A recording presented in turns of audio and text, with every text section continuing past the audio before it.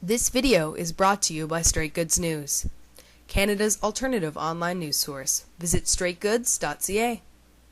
Should serve his sentence, whether it's in U.S. or in Canada, doesn't matter, but he shouldn't be put to death. Canadians do not support capital punishment. Is there a bit of a double standard here in terms of Mr. Black possibly coming back to Canada, but not Mr. Smith? Or is that, thought of it that way. The whole question of Conrad Black being able to come back just shows that there's a double standard for rich and powerful, and then there's another standard for the rest. For Mr. Smith to not be able to come to Canada, it means the death penalty. That means he's going to die, and Canadian government has the right to and the responsibility to protect a Canadian so that he wouldn't die. and also the Conservatives were forced to write this letter by the federal court, but it seemed to lack any teeth, and it seems like there's no motivation on their part. Why do you think that is? Well, the Canadian government should not have to be forced by the court decision to send a letter requesting protection of a Canadian. Canadians should not face death penalty.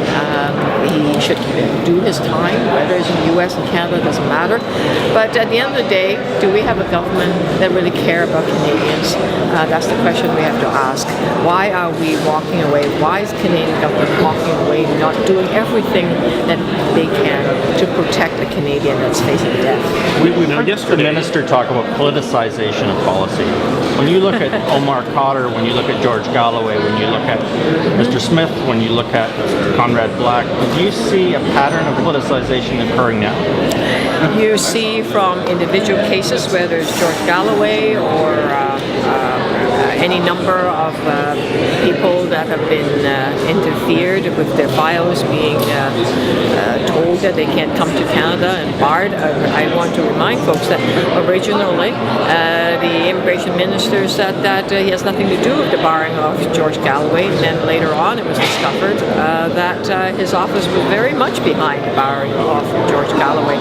You see, in terms of the Conservative government's policies, that it centralized all the power to the minister. The immigration minister now has the power to determine which country are safe, what kind of arrival would be irregular. It's really a centralization of power to some ministers, and it's a politicization of our government, which is very unfortunate.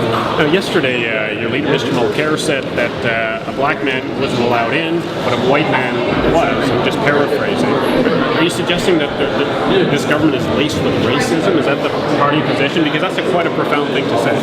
I think he's just pointing out the obvious. It's clear that Mr. Freeman is black.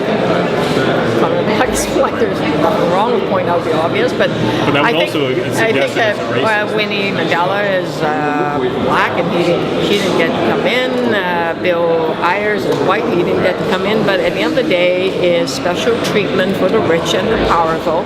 And Conrad Black got to jump the queue, while many other Canadians and non-Canadians are waiting for years to try to get to come to Canada. But why would your party inject race into it? We didn't inject race. Mr. Mulcair did. He did. We're just talking about, he's pointing people's skin color, but what he's really doing is saying that there's a real double standards. Why is Conrad Black given this preferential treatment and he was able to jump the queue? Is it because he's rich and powerful and has conservative ties? I think the ordinary Canadians would have to say yes.